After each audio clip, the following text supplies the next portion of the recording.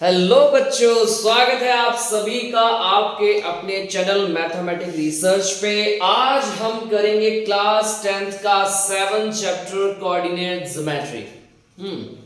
ये चैप्टर है क्या? नाम तो बहुत ज्यादा भारी भरकम है, पर एक्चुअल में इस नाम का मतलब क्या है? कोऑर्डिनेट। कोऑर्डिनेट का मतलब क्या होता है? आपके साइंस की बुक में एक चैप्टर है ना, कोऑर्डिनेशन करके, कोऑर्डिनेट करके। तो क्या मतलब क्या होता है इसका? मतलब होता है तालमेल, है ना, तालमेल करना। ठीक है, अब वही हम बात करें ज्योमेट्री की, यानी कि एक ग्राफ को एक सरफेस है, उस सरफेस के ऊपर कुछ पॉइंट्स हैं, है ना। सो उन पॉइंट्स को स्टडी करना ही क्या होता है? ज्योमेट्री होता है। तो इसे हम पूरा क्या बोलेंगे? कोऑर्डिनेट ज्योमेट्री बोलेंगे। क्या बोलेंगे? कोऑर्डिनेट ज्योमेट्री बोलेंगे। डन है। चलिए हम आगे धीरे धीरे समझते हैं कि एक ग्राफ के ऊपर जो पॉइंट्स होते हैं, इनके जो रिलेशंस है या इनकी जो स्टडी हो हम किस तरीके से करेंगे, हम आगे जानेंगे। चलिए देखते हैं अपनी अगली स्लाइड को। ओके, सो बेटा ध्यान रखिएगा कि एक ऐसी लाइन, ग्राफ के ऊपर कोई भी एक ऐसी लाइन जो ऐसे सीधा है, कैसे है? ऐसे सीधा है, इसे हम बोलते हैं वर्टिकल। क्या बोलते हैं? वर्टिकल। क्या बोलते हैं बेटा? वर्टिकल लाइन बोलते हैं। और एक ऐसी लाइन जो इस तरीके से, जैसे आपका प्लेन जाता है ना, प्लेन देखा आपने कभी? ऐसे जाता है, ऐसे जाता है। वो फाइटर प्लेन ऐसे जाता है, पैसेंजर प्लेन कैसे जाता है? ऐसे। वो तो ऐसे नहीं हो पाता है ना। ओके, सो एक ऐसी लाइन जो इस तरीके से जाए उसे हम क्या बोलते हैं? हॉरिजॉन्टल। क्या बोलते हैं? हॉरिजॉन्टल लाइन बोलते हैं। और एक ऐसी जो इस तरीके से जाए वो क्या है? वर्टिकल। डन है। जो वर्टिकल लाइन होती है इसे हम बोलते हैं वाई एक्सिस। क्या बोलते हैं? वाई एक्सिस बोलते हैं, है ना। और जो हॉरिजॉन्टल लाइन होती है उसे हम क्या बोलते हैं? एक्स एक्सिस बोलते हैं। क्या बोलते हैं? एक्स एक्सिस बोलते हैं। डन है। अब सो कहते हैं जो इसका ये वाला पोर्शन होता है, जो ये एरिया होता है बेटा, ये माइनस का एरिया होता है। किसका होता है? माइनस का एरिया होता है। मतलब अब इनकी यहीं पर ही चलती है। वो कहते हैं भाई हम तो माइनस वाले हैं, हमारे यहाँ पे चलेगी, और प्लस वालों कोई काम नहीं है ना। अब इधर देखो, जो ये पोर्शन होगा बेटा, जो ये पोर्शन होगा, ये किसका एरिया होगा? प्लस वालों का होगा। किसका होगा? प्लस वालों का। यानी कि ये देखिए, एक्स एक्सिस का ये पोर्शन जितना भी बेटा ये प्लस का है, और वाई एक्सिस का कितना पोर्शन है, ये सारा प्लस का होगा। डन है। अब इसमें कहीं पर कोई एक बिंदु है। क्या है? कहीं पर कोई एक बिंदु है। आप इसे नंबरिंग कैसे देंगे? आप उसे नंबरिंग कैसे देंगे? जैसे यहां पे देख लीजिए, यहां पे एक डॉट बना दिया गया, एक डॉट बना दिया। ठीक है। अब मैं इसे नंबरिंग कैसे दूंगा? ध्यान से देखिए, हुआ क्या है बेटा कि ये डॉट है, ये डॉट है। अब एक्चुअल में देखेंगे कि ये किसके ऊपर गिर रहा है? यहाँ पे एक्स एक्सिस पे किसके ऊपर गिर रहा है? ये बेटा गिर रहा है 5 के ऊपर। किस पे गिर रहा है? 5 के ऊपर। तो इसे हम क्या बोलेंगे? X coordinate. क्या बोलेंगे? X coordinate. एक ऐसी लाइन जो एक्स के ऊपर गिर रही हो। किसके ऊपर गिर रही हो? एक्स के ऊपर गिर रही हो, उसे हम क्या बोलेंगे? एक्स कोऑर्डिनेट बोलेंगे। क्या बोलेंगे? एक्स कोऑर्डिनेट बोलेंगे। डन है। अब मान लो यहां पे कोई पॉइंट है, अब यहां पे कोई पॉइंट है, अब इसकी लाइन किस एक्स पे यहां पे गिर रही है, इसे हम क्या नाम देंगे? एक्स कोऑर्डिनेट नाम देंगे। क्या देंगे? X coordinate. अब ध्यान से देखिए, अब यहां से y की तरफ जा रहा है ना, एक y की तरफ जा रहा है, इसे हम क्या बोलेंगे? y कोऑर्डिनेट बोलेंगे। क्या बोलेंगे? y कोऑर्डिनेट बोलेंगे। डन है। सो बेटा ध्यान रखना, सबसे पहले जो नंबर लिखा जाता है, सबसे पहले जो नंबर लिखा जाता है ये होता है x। क्या होता है बेटा?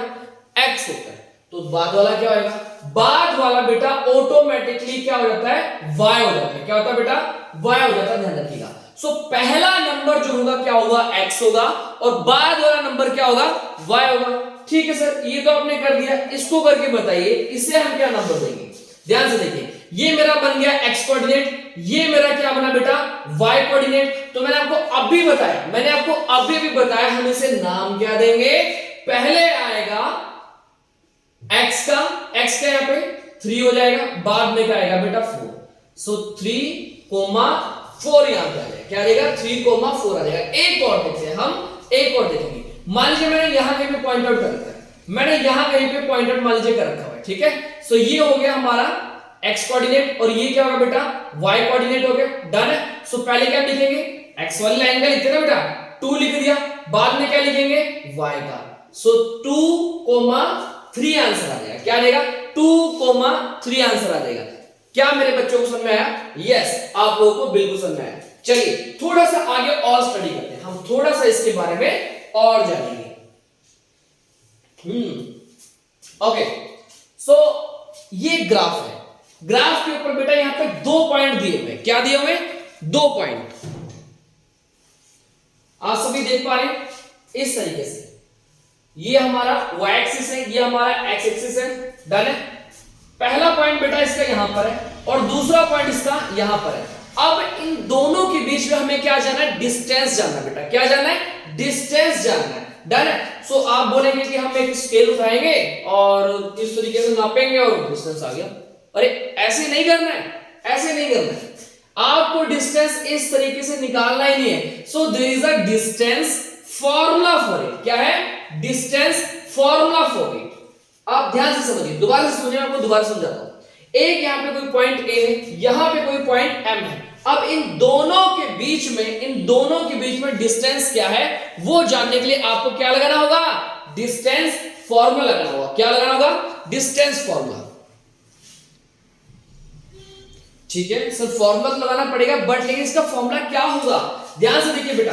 सो मेरा जो ए एम होएगा, क्या बेटा? जो मेरा ए एम हो जाएगा वो इक्वल हो जाएगा under root x2 minus x1 square plus y2 minus y1 square के हो जाएगा।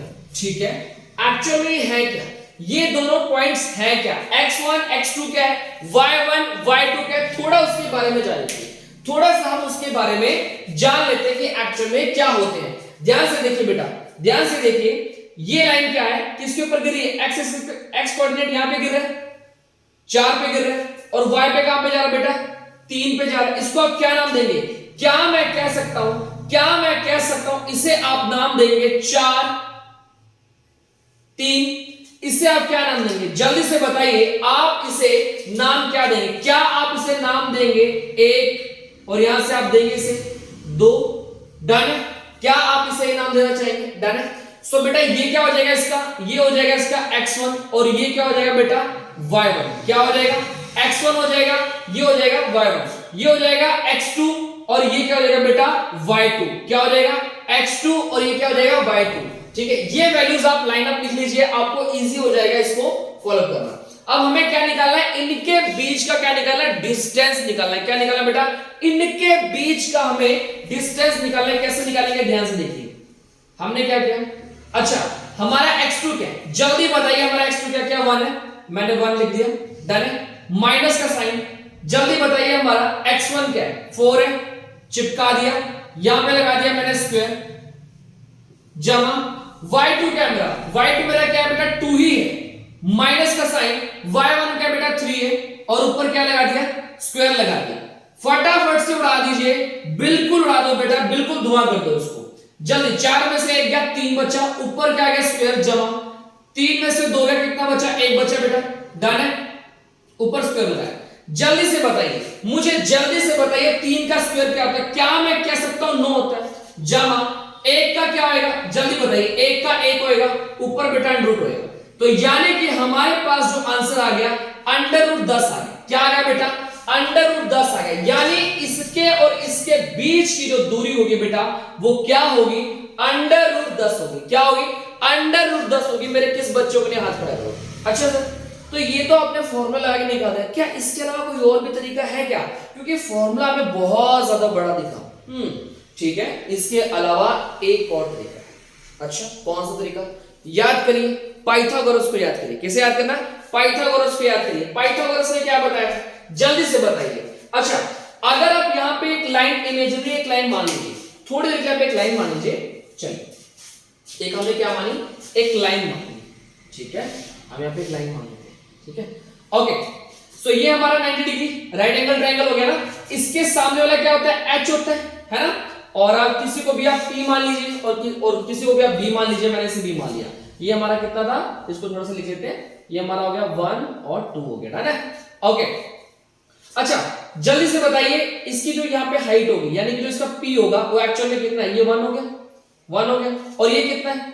ये यहाँ पे गिरेगा इसके ऊपर, यानी कि 1 2 3। ये कितना आ गया बेटा? 3 आ गया। कितना आ गया? 3 आ गया। जल्दी बताइए। डन है। अब फॉर्मूला क्या था? जल्दी बताइए। एच स्क्वायर इक्वल होगा P square plus B square के। डन है। ये हमारा क्या है बेटा, ये हमारा b ही तो है 3 और हमारा p कितना आ गया 1 आ गया और h ही तो हमें निकालना है। तो h जल्दी बताइए हम h कैसे निकालते हैं, h स्क्वायर इक्वल होता है p स्क्वायर जमा b स्क्वायर के। डन है। तो h हमें पता नहीं है वो हमने ऐसे छोड़ दिया, p हमारा कितना 3 है स्क्वायर लगा दिया, एक कितना है हमारा सॉरी b कितना 1 है स्क्वायर लगा दिया, कितना आ गया 9 जमा 1 एच स्क्वायर और जो स्क्वायर है यहाँ पे वहां उधर जाके क्या हो जाएगा बेटा अंडर रूट बन जाएगा, तो कितना आ गया 10। अच्छा इससे बहुत जल्दी आंसर आएगा, क्या आ गया बेटा पाइथागोरस के थ्रू हम आंसर बहुत ही जल्दी ले आए हैं। डन है। इससे थोड़ा सा टाइम लगता है पर अगर आप इसे सीख लेंगे तो ये बहुत ज्यादा बेनिफिट होगा आपके। डन है। चलिए अगला देखते हैं बेटा, अगला देखेंगे बेटा। चलिए बच्चों देखते हैं कि डिस्टेंस फार्मूला की बात करते हैं। डिस्टेंस फार्मूला तो आप सभी को मालूम है ना, अगर आपको कुछ इस तरीके से दे रखा है x1 y1 दे रखा है और x2 y2 दे रखा है, उसके बीच में आपको डिस्टेंस निकालना है, आपको मैंने निकाल के दिखाया है ना। सो उसका फार्मूला क्या था हमारा, ये था x2 x1 square plus y2 y1 square होगा। अच्छा अब सेक्शन फार्मूला देखते हैं, ये सेक्शन फार्मूला क्या है, डिस्टेंस फार्मूला तो हमने जाना है, ये सेक्शन फार्मूला क्या है ध्यान से देखिए बेटा। मान लीजिए कि दो कोई पॉइंट है, अब उनके बीच में जो उसका मिडिल पॉइंट है अब वो दो रेशियो में बट रहा है, किसमें बट रहा है दो रेशियो में बट रहा है। जो P पॉइंट है वो क्या कर रहा है, इसे दो रेशियो में m रेशियो n में बांट रहा है। ठीक है, इनके बीच का जो पॉइंट है उसे दो भागों में बांटा जा रहा है, वो भी रेशियो में बांटा जा रहा है। ठीक है, उसे हम क्या बोलते हैं सेक्शन फार्मूला बोलते हैं। अब सेक्शन फार्मूला क्या था है ना, सो P के वर्टिसेस क्या हो जाएंगे mx2 प्लस nx1 अपॉन में m प्लस n होगा, कोमा लगा के my2 प्लस ny1 अपॉन में m प्लस n होगा। डन है। ये फॉर्मूला हमने कब लगाना है, जब दो पॉइंट हो उनके बीच में कोई एक P पॉइंट हो जो उसे दो भागों में उसके डिस्टेंस को बांट रहा हो, क्या करो उसके डिस्टेंस को दो भागों में बेटा बांट रहा हो, तब क्या आएगा सेक्शन फार्मूला आएगा। डन। आगे देखते हैं, कहते हैं मिड पॉइंट फार्मूला। अब ये मिड पॉइंट फार्मूला क्या है, ध्यान से देखते हैं। सो x1 y1 x2 y2 के बीच का जो पॉइंट होगा मिडिल पॉइंट होगा दैट इज कॉल्ड मिड। में उसके लिए क्या लगेगा मिड पॉइंट फार्मूला लगेगा। क्या होगा m के वर्टिसेस क्या हो जाएंगे बेटा x1 प्लस x2 अपॉन में 2 y1 प्लस y2 अपॉन में 2 हो जाएगा। डन है। इन फॉर्मूलों का ध्यान से देख लीजिए। इसका कब यूज होगा जब डिस्टेंस निकालना हो, इसका कब यूज होगा जब रेशियो की बात करी हो, इसका कब यूज होगा जब आपको क्या निकालना हो मिडल निकालना हो, क्या निकालना हो मिड पॉइंट निकालना हो। चलिए बच्चों देखते हैं एक और फॉर्मूले की तरफ। अच्छा सो क्या एक distance formula, section formula, mid point formula, इनके अलावा भी कोई फॉर्मूला होता है क्या? हाँ होता है। उसे हम क्या बोलते हैं, उसे हम बोलते हैं सेंट्रोइड। क्या बोलते हैं सेंट्रोइड बोलते हैं। अच्छा जैसे मान लीजिए कोई ट्रायंगल है, उसके बीच में कोई बिंदु है जिसे हम G से बताते हैं, किससे बताते हैं G से बताते हैं, है ना। सो उसका फॉर्मूला क्या हो जाएगा, यहां पे देखिए, पहले यहां पे देखिए, A को हमने क्या बोला x1 y1, फिर B को x2 y2, C को x3 y3 बताया, है ना। सो इसका फॉर्मूला क्या हो जाएगा x1 plus x2 plus x3 upon में 3, है ना। फिर y1 plus y2 plus y3 upon में 3 आ जाएगा।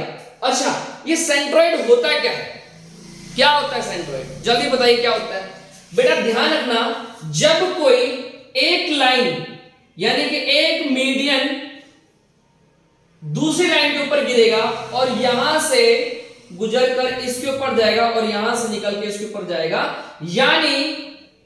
यानी ये जो पॉइंट होगा जहां पे ये तीनों मीडियन आपस में टकराएंगे, इसी को हम क्या बोलेंगे सेंट्रोइड बोलेंगे। क्या बोलेंगे, इसी को हम क्या बोलेंगे बेटा सेंट्रोइड बोलेंगे। क्या आपको समझ में आ रहा है?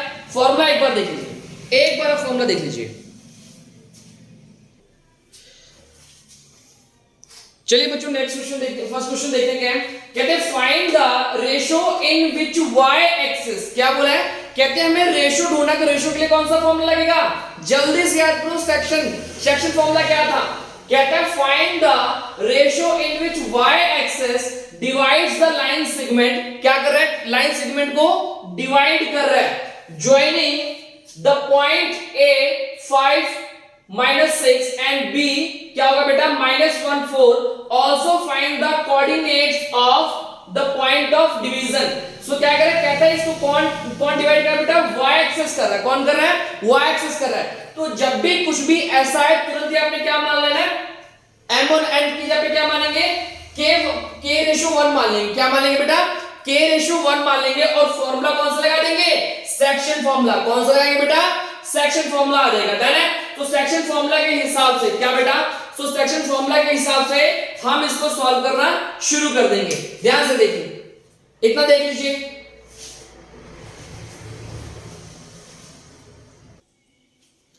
बेटा जब आप इसे सॉल्व कर रहे होंगे, जब आप इसे इस फॉर्मूले को लगाकर सॉल्व करेंगे तो आपका ये आंसर बनके तैयार हो जाएगा। अब आपसे क्या बोला गया बेटा, ये आ जाएगा। जब आप इस फॉर्मूले को सॉल्व करेंगे आपसे बोला जा रहा है y एक्सिस। क्या बोला जा रहा है, y एक्सिस पे जो x होता है, कहते हैं एट y एक्सिस जो बेटा x होता है हमेशा क्या होगा, 0 होगा। क्या होगा, 0 होगा। आपसे पूछ लिया जाए कि x एक्सिस है या फिर y एक्सिस है, तो आपने ध्यान रखना है कि इसका जो ऑपोजिट होगा क्या होगा बेटा, हमेशा 0 होगा। क्या होगा, 0 होगा। तो कह रहा है y एक्सिस है वो डिवाइड्स कर रहा है, तो x क्या हो जाएगा वहां पे, 0 हो जाएगा। डन है। सो हमने तो हमारा x क्या होगा बेटा, 0 हो गया। इसको फुलफिल करेंगे, आपका k कितना आ जाएगा, k क्या आ जाएगा बेटा, 5 आ जाएगा। कितना आ जाएगा, 5 आ जाएगा। इसके नीचे 1 लगा देंगे तो रेशियो क्या बनेगा, 5:1 बन जाएगा। फिर क्या कहते हैं, कहता है also find the coordinates of the point of division.